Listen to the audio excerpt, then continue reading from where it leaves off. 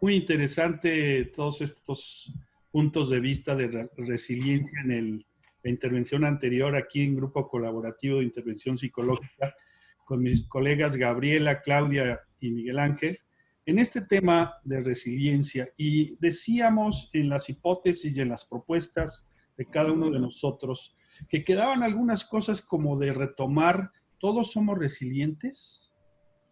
Las circunstancias son las que nos marcan la resiliencia. Hemos sido resilientes durante toda la vida en que hemos sido hombres y mujeres, o es una palabra que define algo que ya estaba dentro de nosotros. La situación del COVID nos ha orillado a ser más resilientes en la parte de los médicos y todo el personal de la salud. En la vejez se vive otro tipo de resiliencia.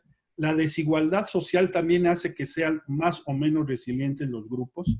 Creo que vale la pena retomar estos temas. No sé que alguno de ustedes que quiera retomar su tema, por favor. Abra su micrófono y adelante. Claudia, por favor. Sí, Víctor, gracias. Mira, contestando a tu primera pregunta, ¿todos somos resilientes o no? Yo pienso que sí, todos somos resilientes en grados, porque es una habilidad también que se va adquiriendo con el tiempo. Y esa habilidad también se va adquiriendo por cuestiones sociales que estás viviendo, circunstancias que estás viviendo, ¿sí? Por el entorno, tu personalidad, tu temperamento, ¿sí? Tu carácter que te va a ayudar a salir adelante, ¿no? En cualquier circunstancia de pérdida, de crisis, de lo que quieras, pero todos somos resilientes. Simplemente desde que nacemos. Desde que nacemos perdimos el estar dentro de la mamá y ahora ya surgimos a otra cosa. Pero me voy a enfocar ahora a decir algo más que me quedó por ahí pendiente en la sesión pasada, de qué pasa con los doctores. Ellos buscan ayuda, o sea, buscan ser resilientes o para seguir siendo resilientes. Y sí, efectivamente, en la mayoría de los centros COVID-19 ya, ahora, existe ya un apoyo psicológico, dijéramos inclusive hasta paliativo para los doctores, donde hay cierto tipo de terapias inclusive en línea, cuando no existe un psicólogo dentro del mismo centro, lo existe pero por línea. Y entonces los doctores, ¿qué es lo que hacen? Cuando sienten que están en crisis, que están angustiados, que están demasiado estresados, pueden acudir a esa sección para poder tener ese tipo de plática y ayuda con el terapeuta, psicólogo, inclusive psiquiatra. Y obviamente es gente capacitada que está para ayuda en crisis. Pero también existen situaciones que sobrepasan ya a los doctores, que no nada más es voy a hablar con mi terapeuta en línea ni nada más, entonces que lo que les obligan a tener un descanso de 1 o 2 días, y en esos días tienen que ir a terapias grupales, en donde les enseñan a bajar el estrés, a bajar su miedo, a bajar su angustia, es decir, van a saber trabajar sus emociones, ¿sí? Y obviamente transformar sus conductas. Se les orienta también para tener estilos de afrontamiento. ¿Qué quiere decir esto? Que van a aprender a conocer cuál es la crisis que les está pegando o la emoción que les está pegando y saberla manejar y afrontarla. ¿Sí? ¿Y esto para qué? Bueno, pues para evitar un estrés postraumático. Voy a tomar una cita de Martin Seligman, que también es un psicólogo positivista, que maneja mucho también la resiliencia. Y él nos dice que, bueno, todos tenemos esa habilidad que podemos desarrollar, ¿sí? Y que podemos ir aprendiendo poco a poco, manejando nuestras emociones, lo que es la armonía y el cambio interno. Y nos da, nos da 3 claves rapidísimas que te las voy a dar para cerrar ya nada más este tema. La primera es, nunca te dejes abrumar por tus emociones, ¿sí? Creo que la misma palabra lo dice, no nos echemos más y más cosas negativas a nuestro pensamiento, a nuestra forma de ser. Siempre hay que ver dentro de lo malo lo positivo, encontrar esa luz, el poder salir y afrontar lo que necesitamos. El segundo punto que nos dice él es, sé tú mismo. No busques entonces la aprobación de los demás porque nunca les vas a dar gusto a nadie. ¿sí? No esperes hacer lo que los demás quieren que tú seas. Tú sé lo que tú eres y punto. Y el último es no te dejes llevar por el fatalismo o falso positivismo agravado. ¿Qué quiere decir esto? Bueno, pues imagínate en un hospital que un doctor diga, no, pues es que no tenemos instrumental, no tengo manera de ayudar a tal cual persona, no, pues yo ya me doy por vencido, jamás, mucho menos los doctores, ¿no? Eso sí, lo tenemos muy claro. Su persistencia, su afrontamiento, su deseo de seguir adelante es lo que los ha llevado, ahora sí que a salir. Son resilientes 100%.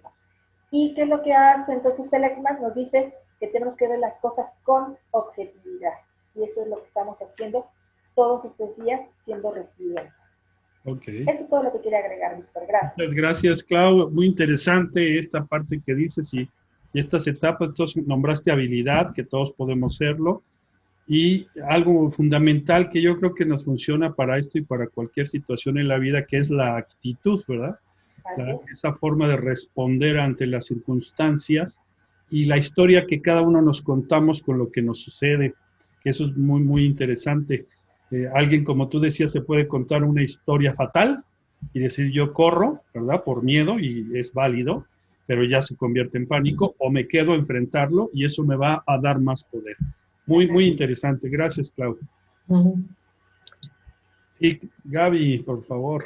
Sí, Víctor, fíjate que a la pregunta que nos hacías, y confirmando un poco lo dicho por mi compañera Claudia, creo que todos somos resilientes. Y fíjate que los estudios precisamente que abordan la resiliencia, se empiezan a decir, bueno, ¿por qué niños que la vida les ha maltratado tanto, que les dio pobreza, hogares destruidos, como malas circunstancias sociales, culturales, de apegos, etcétera, de pronto es gente que le va bien o le puede ir bien en la vida? Entonces, bueno, lo que quiero poner en la mesa es que sí creo que es una capacidad que todos tenemos, pero que también creo que respondemos de manera diferente a ciertos procesos.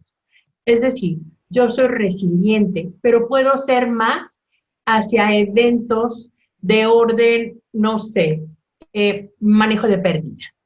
¿Por qué he aprendido? Porque a lo mejor mi historia personal, que aquí juega algo muy importante, da entonces ese reparo, como yo hace rato decía, uno de los momentos de la resiliencia, y entonces he ido aprendiendo a ir manejando ese proceso de duelo, pérdidas y etcétera. Pero a lo mejor puedo ser mucho menor resiliente en otro proceso donde a lo mejor no desarrollé, no tengo tanta información y entonces no somos perfectos, de tal suerte que entonces podemos ir reaccionando a veces mejor, a veces necesitamos el apoyo de otros para acompañarnos en estos momentos complicados o adversos. Déjame recuperar también un tema que me parece bien importante y que marca Alex Rovira, que es la longanimidad, que para los adultos realmente se asocia más con los adultos, pareciera que es la resiliencia sostenida a lo largo del tiempo.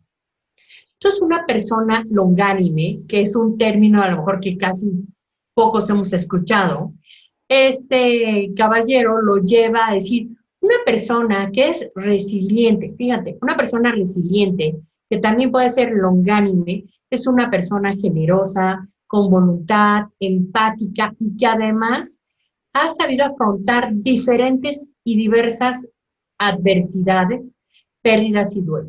Pues cuando eres ya adulto, decíamos, pues esa maleta la traes y de verdad es que hay que creernos que somos más capaces de lo que creemos. Somos mucho más capaces. Entonces, ese es uno de los términos que quería yo compartir. Y por otro lado, los adultos, hablando otra vez de ellos, me parece que sumado a lo que decía Claude en respecto a la psicología positiva de Martin Seligman, me parece que el que si hacemos esto con una actitud positiva, optimista y con una tarea como los tutores para ser resilientes o acompañar a otros, híjole, nos da un sentido de vida a los adultos, en donde muy seguramente saldrás mejor librado. Y pongo ejemplos. Tus adultos mayores que ahora están en clases y que los vemos manejar y que los vemos en clases de Zoom y que los vemos haciendo ejercicio y que los vemos ayudando a otros y que los vemos ayudando a sus nietos o hijos en otras tareas. Eso les da un sentido de vida a nuestros adultos. Eso los hace mucho más longánimes y eso, por supuesto, los convierte en tutores resilientes o tutores de desarrollo, como los marca la psicología positiva también. Entonces, yo dejo esto en la mesa porque sí creo que eso resuelve, apoya, y en estos tiempos difíciles de COVID, creo que es darnos también, pues, estos mecanismos positivos de apoyo resiliente. Gracias. Qué interesante pensar que esto que tú decías, que dependiendo de cómo nos ha ido en la feria de la vida, si nosotros desde pequeños estamos en un velatorio porque el tío se murió, como que vas teniendo una forma más de entrenamiento para X tipo de resiliencia. Eso nos dice que entonces la resiliencia es un proceso dinámico y además con una situación de diferencias individuales, ¿no? Cada persona lo va a vivir y lo va a reaccionar. Y también decías algo muy interesante con respecto a esta parte longánime, que a mí se me ocurrió pensar luego, cuando en el deporte, alguien que va perdiendo, los cronistas dicen, creció ante el castigo, ¿no? Es decir, no es una tragedia, no es un drama, no es un trauma, pero hay gente que vive toda su vida creciéndose ante el castigo, pequeños o grandes castigos. Me parece interesante y yo creo que así se puede llegar a edades ya más adultas, viejas, como dices, sin ser despectivo, al contrario, con una serie de recursos y herramientas internas para poder tener esta respuesta. Y se me ocurre también de lo que dicen ustedes, y último, Gaby, que entonces se puede enseñar a ser resiliente, ¿no? Es como una afirmación y una duda. ¿Se puede ayudar? Entonces podríamos pensar que la resiliencia es una competencia, si es que se puede desarrollar como habilidad. Digo, son cosas que también seguimos poniendo en la mesa. Y bueno, finalmente ahorita que sigamos platicando, a lo mejor podemos decir algunas características de las personas resilientes, ya que, como decía yo en el video pasado, estamos ya muy manoseando la palabra y creo que hay categorías, ya se volvió en categoría, y creo que es más amplio y más profundo. Entonces yo creo que sí hay que cuidar esas características como que no son exclusivas de uno o de otro, ¿no? Sino que existen dentro de nosotros, llámesele como se le llame. ¿Tú qué opinas, maestro Miguel? ¿Cómo ves esto?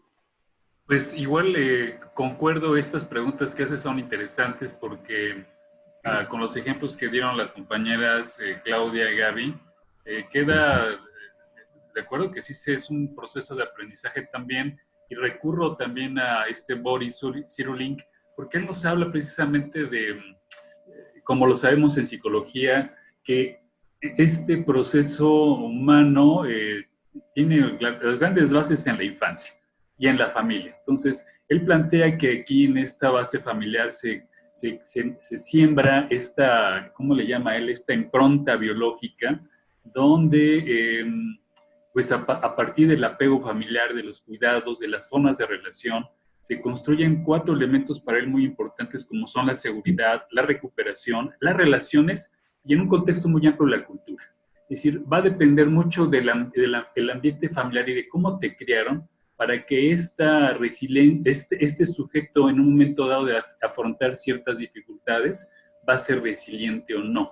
Entonces, incluso él plantea, hay sujetos que son más vulnerables y son muy violentados en la infancia y no logran desarrollar esta habilidad de resiliencia hasta más tarde o hasta mucho más tarde.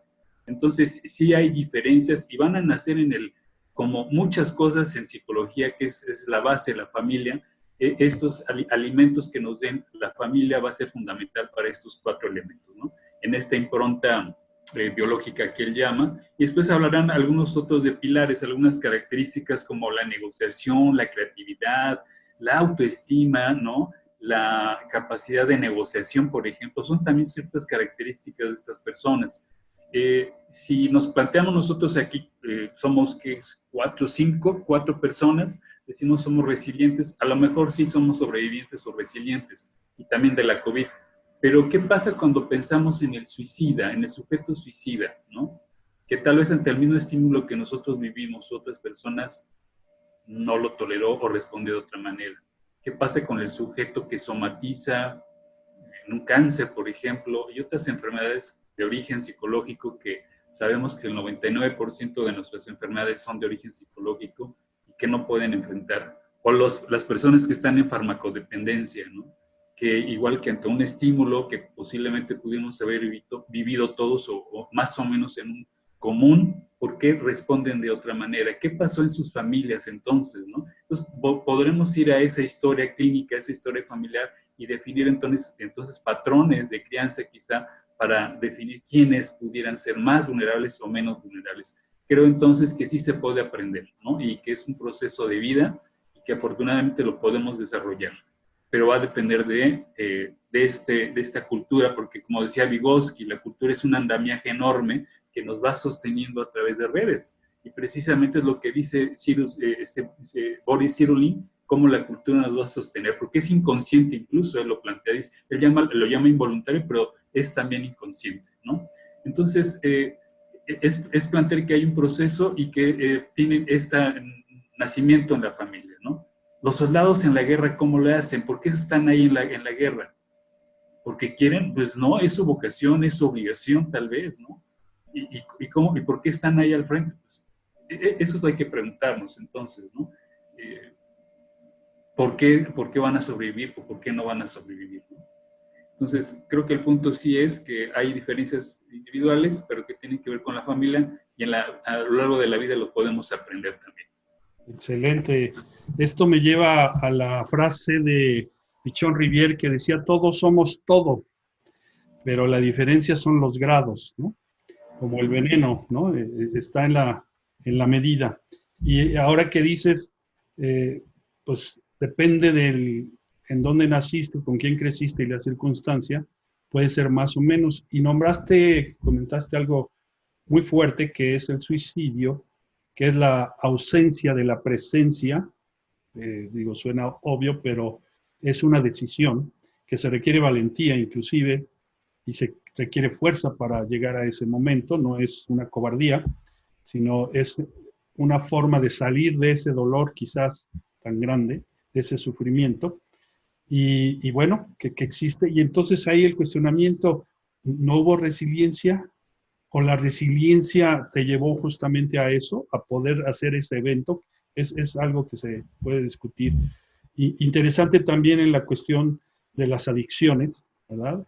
Y hay un ejemplo de una persona que pues era amarrada desde pequeño en la cama mientras su mamá iba a trabajar, era golpeado, bueno, mutilado, etcétera, una serie, abusado, y así vivió y obviamente se fue a los andares de la adicción hasta los 17, 18 años, que decidió justamente quitarse la vida y se fue a un puente, y a la hora de querer, aquí en la Ciudad de México, a la hora de querer aventarse del puente, se resbala y cae en el mismo puente, se queda dormido y cuando despierta decide él cambiar la vida. Es un hombre ahora de tener 50 años o cerca, que habla 3 o 4 idiomas, que es maestro de física, de matemáticas, etcétera. Es un caso que ni se conoce porque fue en una plática pues como que no muy publicitada, fue un evento nada más, pero ahí es donde decimos qué pasa, ¿no? ¿Cómo está esa estructura interna?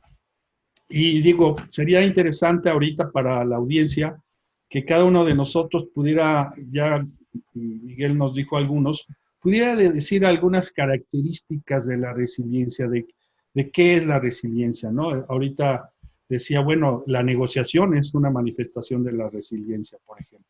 ¿Qué otras podrían decir, colegas, para que la gente más o menos vea qué tipo de situación está de acuerdo a su forma de ser, su personalidad, su carácter, su diferencia individual, qué tanto tiene de características resilientes? Y con esa esperanza, y me gustó mucho decir que se puede desarrollar, ya los escuché a todos, y eso es algo muy alentador. Ayúdenos a complementar estas características. Gaby. Sí, yo creo que es bien importante que podamos tener un sentido de vida. Yo creo que todos los ejemplos y el mismo que acabas de dar, Víctor, me parece, y muy a priori, que lo que pudo cambiarle en ese momento su perspectiva fue encontrarle un nuevo sentido a la vida. Okay. En ese hilo tan delgado. Y entonces, mi aportación o mi propuesta y mi reflexión es justamente ese, ¿no? Llevemos o construyamos a nosotros mismos, a nuestra familia, como decía Mike, en nuestros hogares, que es desde donde, bueno, construimos a nuestros pequeñitos, porque nos toca a nosotros acompañarles en ese proceso, hasta que después son independientes, en darles ese sentido de vida, en reforzarles, y ahí otras consideraciones, esta autoestima, esta valoración de sí mismo, ese descubrir sus capacidades y sus talentos. No van a ser buenos para todo en la vida, ¿no? Descubre para qué, y ese acompañar me parece que les enseñas a ser justamente eso, resiliente. Para algo fuiste muy bueno y para algo no lo eres, pero entonces a darle con todo para ese sentido de construcción de vida. Yo me sumo también mucho a las emociones positivas, y ya Mike lo tocaba también, y mis compañeros, tanto Clau como tú. Si nos concentramos en las emociones positivas, de verdad, hasta biológica, químicamente, en todos los sentidos, nuestro ser tendrá otra expresión y otra resolución ante las cosas, y de nueva cuenta como un ciclo mucho más virtuoso, ¿no? Entonces, sería para mí esa como primer consideración. Y la otra es, bueno, pues siempre rodearse de figuras importantes para ti. Hace rato hablábamos, ¿no?, de los tutores, pero estas figuras de apego que tú hace rato decías, Víctor, bueno, esas figuras son la familia, nuestras parejas, es nuestros amigos, todas esas personas que vienen a sumar en positivo, bienvenidas sean. Que también tengamos la capacidad de decir, estas personas no abonan, no suman, no me llenan, adiós. Ok, gracias, Gaby. A ver, yo voy a dar mi punto de vista. Bueno, para mí la resiliencia es el enfrentar cualquier situación adversa que nos llegue, es el adaptarnos y el persistir. Yo lo tomaría un ejemplo a Nick Vujicic. Sí, Nick Vujicic es conocido como un gran motivador, no sé si lo conozcan, creo que sí, es la persona que no tiene piecitos, o sea, extremidades inferiores, a partir de ahí él decide, en lugar de dejarse bajar, de sobajar, porque lo abandonan también, de muy chico él aprende inclusive a nadar, siendo que nada más tiene el tronco superior hacia arriba. Entonces, no es tu cuerpo, no es lo que tienes a tu alrededor, es tu mente, es tu temperamento, es tu carácter, es tus ganas de salir adelante, aún y con las adversidades que tengas a tu alrededor.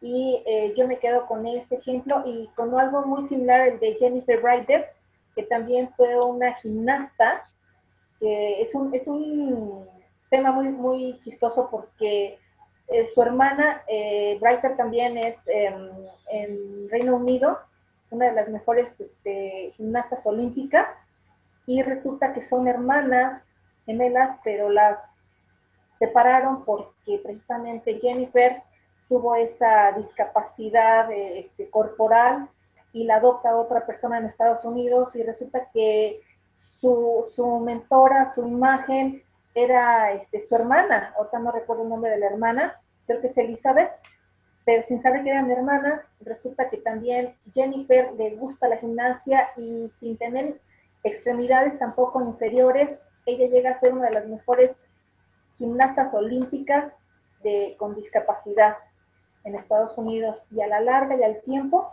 se reúnen las hermanas y se dan cuenta que efectivamente eran hermanas de una misma madre, del mismo padre, y pues es algo motivacional también para ellas, porque una con una discapacidad llegó a ser grande y la otra con todas las posibilidades de cuerpo, mente y demás también llegó a ser grande. Entonces es cuestión de mente y temperamento. Gracias. ¿Tú, Mike? Yo ya había comentado algunas características, estoy de acuerdo con las que mencionan las compañeras. Yo iría a una parte cultural que menciona Boris Cyrulnik, y para esto recupero una entrevista que le hicieron hace poco a maestros finlandeses, de Finlandia, perdón, y les preguntaban que qué hacían después de la escuela, cuando terminaban la escuela, y también entrevistaron a los niños y a los padres de familia. Resulta que fue sorpresivo porque la gente decía, pues nada, descansar, leer, cocinar, y le preguntaban, ¿y no trabaja, no se pone a estudiar? Pues sí, pero es disfrutar la vida, ¿no? Entonces, esta persona que lo entrevistó, creo que fue Michael Moore, fue el cineasta Michael Moore que hizo esta entrevista y la mostró, y curiosamente creo que va en ese sentido, cómo empezar a disfrutar la vida. Y en Finlandia hace unos 5 años sacaron un movimiento del slow down, que en inglés sería esto de como muévete lento. Y vuelve a aparecer este concepto de Boris Cyrulnik sobre la ralentización de la vida. Entonces creo que yo pensaría en un elemento más, y que sería a nivel cultural, que tendremos que fomentar con los alumnos, con nuestros hijos, con los vecinos, con la gente que conozcamos, empezar a disfrutar más la vida en términos de esto, de la relación humana, de la comunicación, del apego, del estar en esta colectividad, sin esta prisa que hoy le hemos imprimido y nos ha impreso el mundo moderno en una rapidez impresionante, y que donde han aparecido más trastornos. La depresión hoy es uno de los principales trastornos o sellos de la modernidad, ¿no? Y obviamente pues no nos gusta, obviamente es un sello que no es agradable, ¿no? Hubiera sido más bien que fuera un sello de amistad, de colegas, por ejemplo, pero no se ha dado. Entonces yo iría más a estos elementos culturales, pero son más largos. Pero si los empezamos a cultivar, creo que tendríamos otros procesos y un país distinto, un mundo diferente, ¿no? Yo pensaré también en esos elementos culturales. Excelente, muy interesantes y creo que muy atinados cada una de estas características, de menos a más profundidad, de menos a mayor tiempo. La inmediatez sí, efectivamente es algo que nos está llevando a ser poco resilientes, y sobre todo yo añadiría algo que no se ha comentado y que es una parte de mi filosofía de vida, perdón por personalizarlo, que es la contentura, el buen humor, la alegría. No me meto con la felicidad, que creo que es otra cosa, con estar alegre en muchas circunstancias, porque eso conlleva no solamente tener un buen humor ante muchas cosas, aligerarlo, ¿no? Aligerar las cosas, no necesita hacer dramas, pero eso inclusive, como todos lo sabemos, tiene sus efectos mentales y químicos muy productivos, muy importantes, que nos hacen estar mejor físicamente, mentalmente, emocionalmente. Y otra cosa que quisiera destacar, que han nombrado los tres, es el otro. El nacer o el crecer en una situación con padres o con familia o con ese modelo o con los amigos que te espejea y que es parte de lo que va a ser tu historia y que te habita de alguna manera en tu personalidad. Ya Gaby decía, aléjate de quien no sea positivo. Bueno, eso es el espejeo.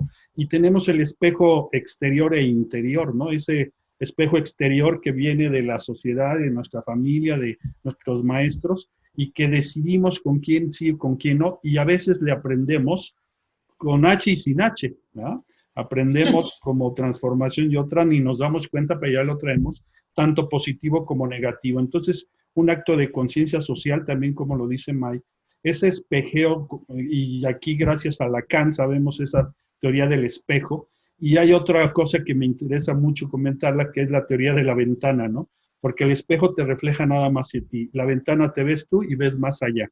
Y eso es lo interesante de convivir individual, subjetivamente e intersubjetivamente, ¿no? O intrapsíquico e interpsíquico, es muy interesante. Entonces, como concluyendo, estas características que hemos señalado, que creo que son bien importantes y que están sucediendo y no son privativas de unos cuantos. Simplemente las circunstancias nos pueden hacer diferentes y sacarlo en sus diferentes momentos, como ya se dijo.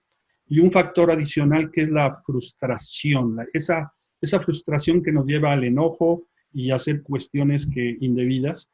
Entonces, esa tolerancia a la frustración, que es algo que se tiene que señalar. Ya decíamos los estudios desde los niños, que ha habido muchos, de que le ponen el chocolatito y les dan un premio si no se lo comen en los primeros 10 minutos, les darían 2, y la mayoría come el chocolatito, no se resiste.